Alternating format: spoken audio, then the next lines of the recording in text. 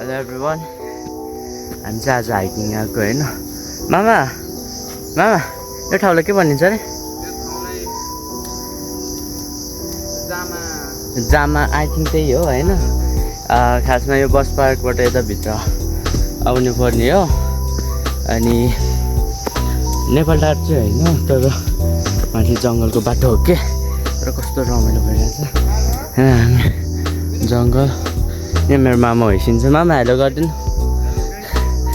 हामी चाहिँ हाइकिङ आएको चढेको आधी घन्टा त भयो होला आई थिङ्क तर पसिनाले चुरचुर भइसकेको छ देख्न सक्नुहुन्छ है अब्बी अडेन पो बाटो चिप्लो रहेछ हिजो पानी परेको थियो यता पऱ्यो कि नै थाहा भएन मेरो रुमतिर चाहिँ पानी परिरहेको थियो त्यही भएर म त यता पनि पानी पऱ्यो होला सायद बाटो चिप्लो हो अनि हामी चाहिँ सर्टकट बाटो हिँडिरहेको हो कि चाँडै पुगिन्छ नि त बिहान 5 बजे उठेर अनि टाउको चाहिँ नुहाइ एन्ड ब्रस गरेर मुखसुख धोएर चाहिँ 6 बजीतिर निक्लेको फेरि इनड्राइभले धोका दियो कि अनि पर्खेर बसिरहेको कि स्न्याक्स झन् हामी टाइममा आइपुगेछौँ 7 बजे गेट खोल्दो रहेछ यहाँको अनि 100 रुपियाँ टिकट लाग्दो रहेछ आउनु होला है बिस्तारै म बाटोमा भेटिरहन्छु ठाउँहरू चाहिँ बबाल छ कि गाइज यो तपाईँहरू आउनुभयो नि यतातिर काठमाडौँ बासिन्दा हुनुहुन्छ नि अब कतिले चिन्नु भएको छ होला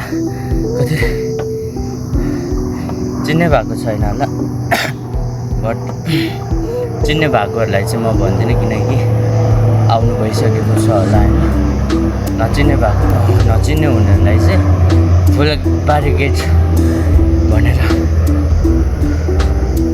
इनड्राइभमा सज जानु नत्र गाडीमा भन्नु कि तपाईँ गेटमा आइपुग्नुहुन्छ कि बाटोहरू नि दामी छ हो यो मेन बाटो छ पछाडि हेर्न सक्नुहुन्छ बाटोहरू यस्ता छन्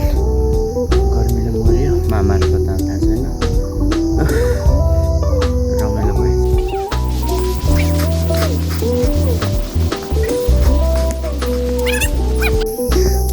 हामी चाहिँ भर्खर कहाँ आइपुग्यो यो टाढा चाहिँ चढिसक्यो अब अर्को टाढा चढ्नुपर्छ ऊ त्यो माथि पुग्नुपर्छ सो एकछिन हामी रेस्ट गर्नेछौँ मामा हाई गरिदिनु न हेलो गाइस तर दामहरू ठाउँहरू चाहिँ राम्रो छ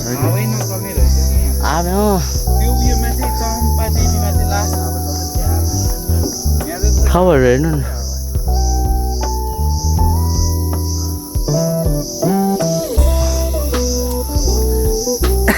पुगेको छैन अझै त टाढा नै छ भाइ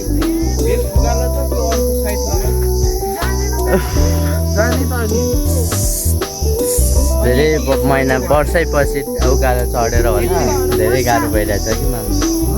धेरै वर्षपछि उकालो चढेर भइरहेछ तपाईँ पो 80 भर्खर जानुभएको त म पो त नि मामा भन्छ के गर्नु है